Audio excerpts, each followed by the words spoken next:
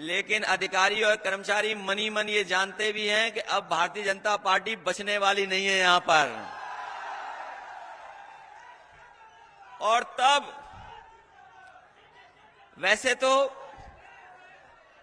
कुछ चीजें बहुत लोकप्रिय हो जाती हैं, कभी कभी कारण नहीं पता लगता है कि क्यों लोकप्रिय हो रही हैं चीजें, लेकिन इधर आपकी विधानसभा की कुछ चीजें, कुछ घटना बड़ी लोकप्रिय हो गई। मुझे पता नहीं था कि यहां मटन युद्ध भी हुआ है। वैसे तरह तरह के युद्ध हम लोगों ने देखे हैं, ये इतिहास में दर्ज हो गया मटन युद्ध।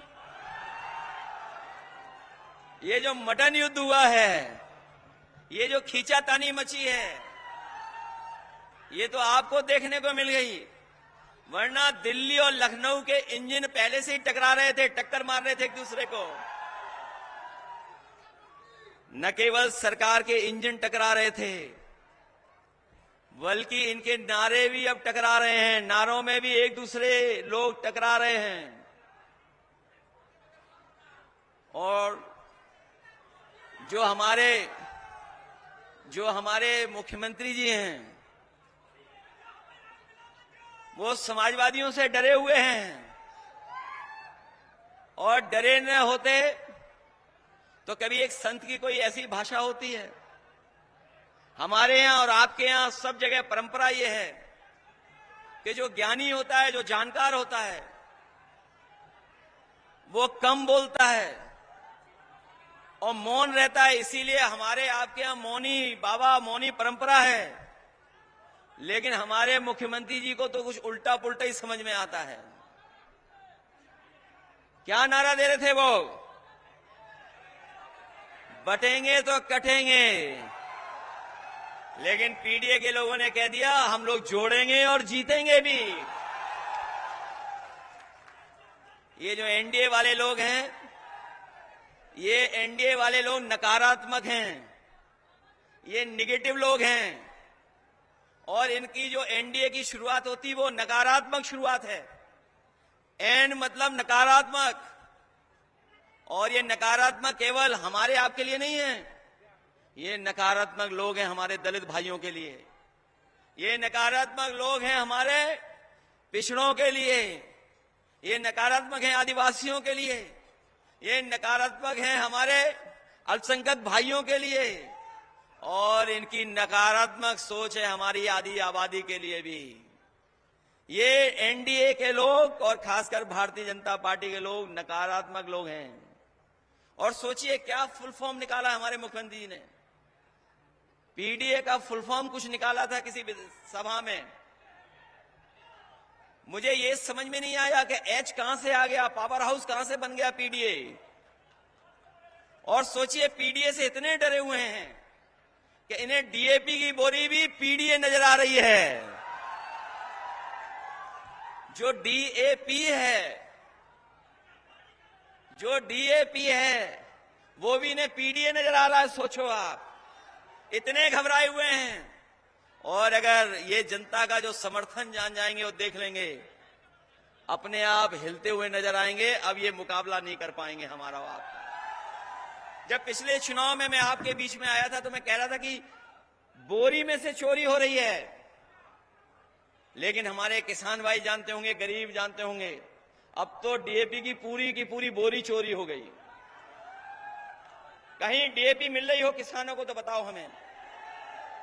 जब किसान को जरूरत है अपने खेत की पैदावार को बढ़ाने के लिए, उस समय ये सरकार डीएपी उपलब्ध नहीं करा पा रही, खाद उपलब्ध नहीं करा पा रही, आय दोगुनी की बात की, धान की कीमत नहीं दिला पा रही, अगली फसल जो आएगी उसकी तैयारी नहीं की है सरकार ने कि खरीदेंगे किस कीमत। और क्या कहते हैं कि हम $1 ट्रिलियन इकोनॉमी बनाएंगे। हमारे मिर्जापुर के साथियों, ये 1 ट्रिलियन इसलिए अंग्रेजी में बोल रहे हैं जिसको आपको समझ में नहीं आए। ये 1 ट्रिलियन कोई नहीं समझता कि 1 ट्रिलियन क्या है, इसीलिए वो कह रहे हैं हम 1 ट्रिलियन की अर्थव्यवस्था बनाएंगे। और क्या कहते हैं कि कानून व्यवस्था के सवाल पर हम जीरो टॉलरेंस है, हमारी जीरो टॉलरेंस है। इनकी जो जीरो टॉलरेंस है कानून व्यवस्था, वो पूरी जीरो हो गई। पहले तो आपको पता होगा कि पुलिस चोर बदमाशों को पकड़ती थी। इधर आपने बनारस में देखा होगा, पुलिस को पकड़ रही है। और बलिया गाजीपुर वाले भी जानते होंगे, एक बड़ा अधिकारी भेजना पड़ा तब पुलिस पकड़ी गई। वहां रंगे हाथों पकड़े गए। और जब बनारस में पकड़े गए तो हम लोगों ने जब सवाल खड़ा किया तो उन्होंने कहा कि ऐसी कोई घटना नहीं हुई। हम अपने खोजी पत्रकार साथियों का धन्यवाद देना चाहते हैं कि वो भी सीसीटीवी का कैमरे का खोज करके ले आए और दिखा दिया कि एक पुलिस के अधिकारी बड़ा बक्सा लेकर के जा रहे थे। बाद में कार्रवाई करनी पड़ी। और सच्चाई तो यह है कि इतनी लूट कभी किसी सरकार में नहीं हुई होगी जितनी लूट इस सरकार में हो रही है। जब 100 नंबर बनाया गया था पुलिस के लिए, तो इसलिए बनाया गया था कि गांव गरीब दूर दराज जो रह रहा है, अगर संकट और परेशानी में है तो वो अगर फोन मिलाएगा तो पुलिस उसके पास पहुंच करके मदद करेगी। लेकिन सरकार ने जब से 100 से 112 किया है, अपनी पुलिस ने भी रेट बढ़ा लिया है। और अब ये 100 नंबर 112 मदद नहीं कर रही है, दोनों पार्टियों को उठा करके थाने में ले आ जाने, और तब जाकर के हिसाब किताब हो रहा है थाने में जाकर के। सोचो ये स्थिति पैदा हो गई। और यही नहीं, आप आंकड़े निकाल करके देख लीजिए, हमारी बहनों ने, हमारी माताओं ने इतना कभी आत्मदाह के लिए लखनऊ नहीं जाना पड़ा होगा। लखनऊ में मुख्यमंत्री जी को खुद नई एक टीम तैयारी करनी पड़ गई। एक नई टीम तैयार की है कि जिससे कोई आत्मदाह करने लखनऊ में ना आ जाए। कहीं न्याय नहीं मिल रहा है, कहीं किसी की सुनवाई नहीं। और इसलिए आप आंकड़े निकाल लेना, सबसे ज्यादा आत्मदाह करने बेटियां या महिलाएं कहीं गई हैं तो लखनऊ में जाकर के मुख्यमंत्री आवास के सामने न्याय मांगने गई हैं। इसलिए हम इस समय पर आपसे, क्योंकि बहुत देर हो गई, हम लोगों को बहुत दूर जाना भी है, वापस फिर जाना है। मैं कहां से चलता हुआ आ रहा हूं, और मैं इसलिए चल करके आया, और मैं चल के आता भी, कोई भी रुकावट पैदा होती, लेकिन तब भी मैं आपके बीच में आता और अपनी बहन के लिए वोट मांगने आता। इसलिए समाजवादी साथियों, मैं आप सबसे अपील करने आया हूं। वैसे तो अगर हम प्रतिशत के हिसाब से चुनाव का परिणाम जाने तो 100% इस बार समाजवादी पार्टी बाई इलेक्शन जीतने जा रही है। और अगर गिनती के हिसाब से हम लोग हिसाब किताब लगाएं तो 9 में से 9 सीटें हम लोग जीतने जा रहे हैं। इसीलिए आपने देखा होगा घबराए हुए लोग हैं, सरकार वाले घबराए हुए लोग हैं। उन्हें समझ में नहीं आ रहा कि रास्ता क्या निकालें। जिन्हें सरकार चलानी चाहिए थी, वो बुलडोजर चला रहे थे। और ये पहली बार हुआ होगा इतिहास में कि जहां पर सुप्रीम कोर्ट ने, न्यायालय ने बुलडोजर को गैराज में खड़ा कर दिया। न केवल बुलडोजर को गैराज में खड़ा कर दिया, बल्कि सरकार पे जुर्माना भी लगा दिया कि जुर्माना देगी सरकार। और जुर्माने के साथ साथ सुप्रीम कोर्ट ने यह भी कह दिया कि जो ऐसे अधिकारी हैं जिन्होंने नियमों का पालन नहीं किया है, उनके खिलाफ भी कड़ी से कड़ी कार्रवाई होगी। तो सोचिए बुलडोजर गैराज में खड़ा हो गया कि नहीं हो गया। और याद रखना, इस रिजल्ट के बाद और महाराष्ट्र के परिणाम के बाद जो लोग समाज में अंदर ही अंदर बारूद की सुरंग खोद रहे थे, उन्हें यही नहीं पता है कि अंदर ही अंदर उन्हीं के लोग सुरंग खोद करके कुर्सी छीनना चाहते हैं। जो लोग समाज में सुरंग खोद रहे हैं, उनकी भी कुर्सी जानी, उसके लिए भी सुरंग खुद गई है। इसीलिए घबराए हुए हैं। सब कुछ लगा दिया है कि चुनाव जीत लें। जब जनता साथ नहीं दे रही है तो अधिकारी लगा दिए, सुनने में आया है। हम तो उन अधिकारियों से कहेंगे, क्या रखा है आईपीएस और आईएएस में? अरे छोड़ो कुर्सी, हम भी इंजीनियर हो जाते। हम भी इंजीनियर नहीं बने, हमने भी कुर्ता पजामा पहन लिया और लाल टोपी लगा ली। हम आपसे भी कहेंगे, बड़ा शौक है वोट डालने का, वोट डलवाने का, रोकने का, तो कुर्ता पजामा सिलवा लो। उधर थोड़ा दिक्कत होगी टोपी पहनने में, हमारे संग लाल टोपी लगा लो। ये अभी जो खुशामद आप कर रहे हो, उस खुशामद से कुछ मिलने वाला नहीं है, क्योंकि वो सरकार गिरने वाली है, चलने वाली सरकार नहीं है। बीजेपी ढलान पे है और पीडीए चढ़ान पर है। ये पीडीए वाले प्रोग्रेसिव सोच के हैं, पॉजिटिव सोच के हैं। हम लोग पुल बनाते हैं, लोगों को जोड़ते हैं। ये भारतीय जनता पार्टी के लोग लोगों में दूरियां बनाते हैं, लोगों को दूर करते हैं। इसलिए इनके चलने वाली नहीं है इस बार। ये उपचुनाव भाजपा वाले हारने वाले हैं, ऐतिहासिक वोटों से हारेंगे। इसलिए मन बनाइए आप लोग। मन बनाया हुआ है, पक्का कि नहीं बनाया मन आपने? और सावधान रह करके मतदान करोगे कि नहीं करोगे? अगर आपको एक बार रोकें तो दोबारा वोट डालने आओगे कि नहीं आओगे आप? और दोबारा रोकें आपको तो तीसरी बार डालने आओगे नहीं आओगे? हम भी आपके बीच में रात में आए और आप भी इंतजार करते रहे। बताओ, इतना इंतजार करोगे वोट डालने के लिए कि निकलोगे? और इन्होंने तो नोटबंदी में हमें आपको लाइन में लगवाया, डीएपी के लिए लाइन में लगवा रहे हैं। बताओ, वोट डालने के लिए लाइन में लगोगे कि नहीं लगोगे? अब चुनाव में कुछ समय तो बचा नहीं है। उपचुनाव में कितना दिन है बताओ? अब तो कुछ भी नहीं बचा है। 20 तारीख को मतदान होना है। और याद कीजिए, 13 तारीख को मतदान होना था। ये 13 तारीख का मतदान इन्होंने 20 तारीख का कर दिया। ये चुनाव टाला इन्होंने। और ये चुनाव इसलिए टाला इन्होंने क्योंकि त्योहार के समय पर बहुत सारे लोग छुट्टी लेकर के आए थे, अपना त्योहार मनाने आए थे। इस त्योहार में खुशियां नहीं मनाई गई क्योंकि महंगाई इतनी थी, इतनी परेशानी में त्योहार मनाया लोगों ने। महंगाई को लेकर के बहुत परेशानी थी। जो दूर दराज नौकरी रोजगार कर रहे थे दूसरे प्रदेशों में, देश के दूसरे हिस्सों में, वो इस बार उत्तर प्रदेश आए थे त्योहार के समय पर। कई लोगों ने अपनी छुट्टियां बढ़वा ली कि 13 तारीख को वोट डाल करके जाएंगे। और जो छुट्टी बढ़ाने की भनक उन्हें पड़ गई भारतीय जनता पार्टी के लोगों को कि ये 13 तारीख को वोट डालेंगे और हरा देंगे बीजेपी को। तो इन्होंने चुनाव की तारीख बदल दी और 20 तारीख कर दी। जो चुनाव टालेंगे वो हारेंगे। बताओ, पहलवान मैदान से वही भागता है जो कमजोर होता है। यहां तो पहलवान होंगे कुछ, हमें दिखाई दिए थे अभी पहलवान। कौन मैदान छोड़ता है बताओ? जो हारने लगता है। बताओ, बीजेपी हारी हुई है पार्टी का, नहीं हारी हुई है? और ये पीडीए की एकजुटता से बहुत घबराए हुए हैं। जब से पीडीए की बात चली है बहुत घबराए हुए हैं ये लोग। इसलिए मदद करो आप सब लोग मिलकर के। मदद करोगे आप लोग? और हमारे मुख्यमंत्री जी तो वैसे ही उल्टा पुल्टा कर रहे हैं। जिन्हें अपने भाषा पे संतुलन रखना चाहिए था, वो बताओ अपनी भाषा ही बदल दिए हैं। जिन्हें मृदुभाषी होना चाहिए था, बताओ कितने कटुभाषी हैं। क्या क्या बोल रहे हैं, क्या क्या बोल जा रहे हैं। जिन्हें सत्य वचन देने चाहिए, वे बताओ झूठ का प्रचार कर रहे हैं कि नहीं कर रहे हैं प्रचार।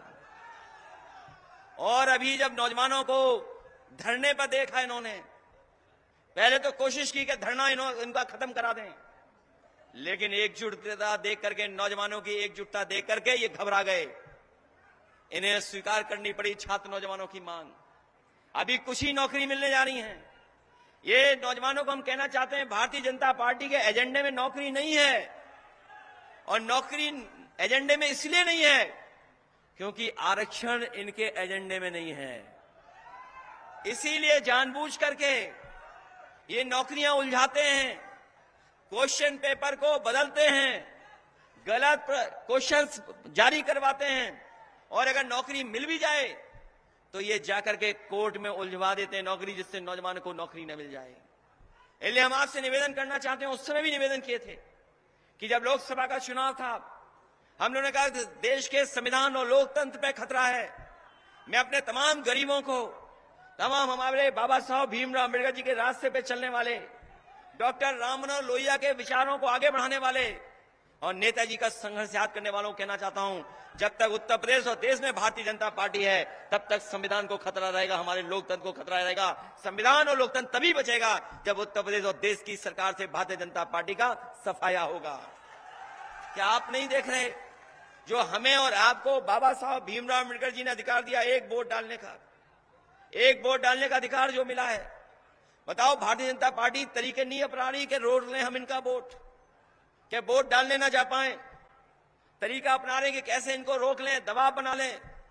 हमारे प्रधान भाई भी लोग होंगे, उन पे भी बहुत दबाव बनाया जा रहा होगा। कोटेदार भाई लोग होंगे, उन पे भी बहुत दबाव बनाया जा रहा होगा। बीएलओ पहले ही हटा दिए, अधिकारी पहले ही साफ कर दिए, लेकिन जनता पूरी तरीके से ईमानदारी से तैयार है इस बार भारतीय जनता पार्टी का हिसाब किताब और उनको सफाया करने का। क्योंकि जो लोकसभा का चुनाव जीता हुआ हम तिगड़म की वजह से, दबाव की वजह से नहीं जीत पाए। याद होगा लोकसभा चुनाव भी हम लोग जीत गए थे, लेकिन हम लोग सर्टिफिकेट नहीं दिला पाए। बताओ, इस चुनाव में हिसाब किताब पूरा करोगे आप क्या नहीं करोगे? ये जो हमारी बहन लड़ रही है, इनका मनोबल बढ़ाओगे आप लोग? अब तो मैं भरोसा करके जाऊं कि इस विधानसभा के लोग डरेंगे नहीं, न घबराएंगे। बताओ मुख्यमंत्री जी, हमें कहते हैं कि हम माफिया हैं, हमें कहते हैं अपराधी हैं। मुझे लगता है कि वो जब सुबह निकलते होंगे तब आईना नहीं देखते होंगे। सच्चाई है कि सब उन्हीं के साथ है, हम लोगों के साथ कोई नहीं है। इसलिए मदद करो आप सब लोग मिलकर के। जब आपने इतने देर इंतजार कर करके इस कार्यक्रम को सफल बनाया है, हमें पूरा भरोसा हो गया है कि ये नौजवान भूखे प्यासे रह करके भी वोट डालने का काम करेंगे। इसलिए डालिए, मदद करिए और ये लोग भी सहयोग करेंगे जैसे अभी सहयोग कर रहे हैं इतनी रात में आपका सब। ये लोग भी सहयोग करेंगे, घबराने की जरूरत नहीं है।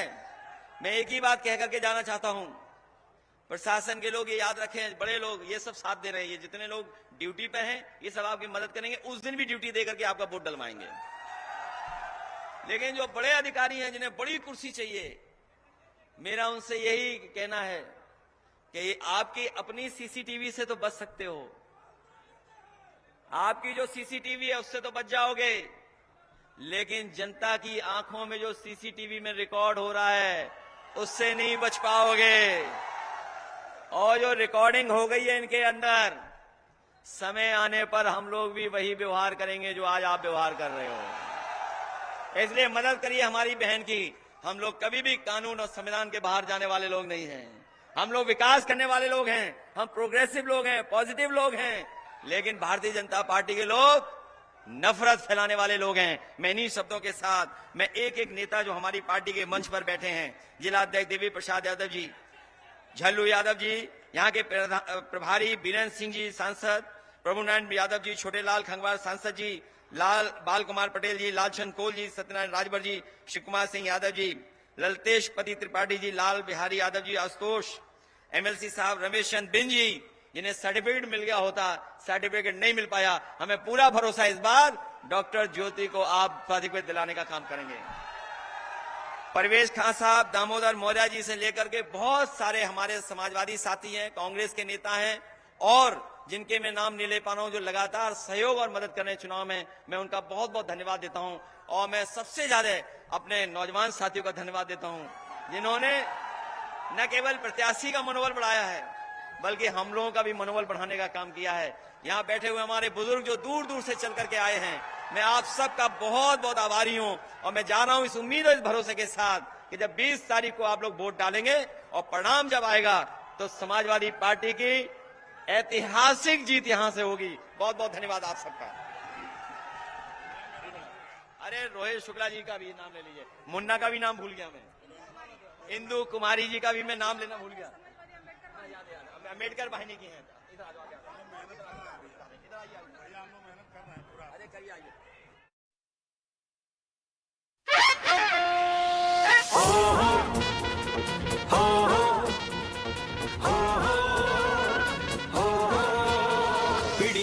परचम पूरे देश में लहराएंगे, पीडीए का परचम पूरे देश में लहराएंगे।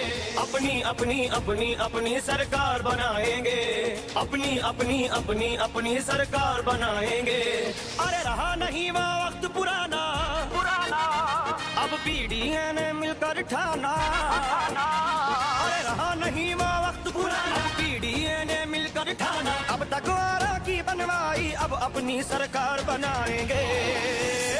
हम अब परिवर्तन लाएंगे, अपनी सरकार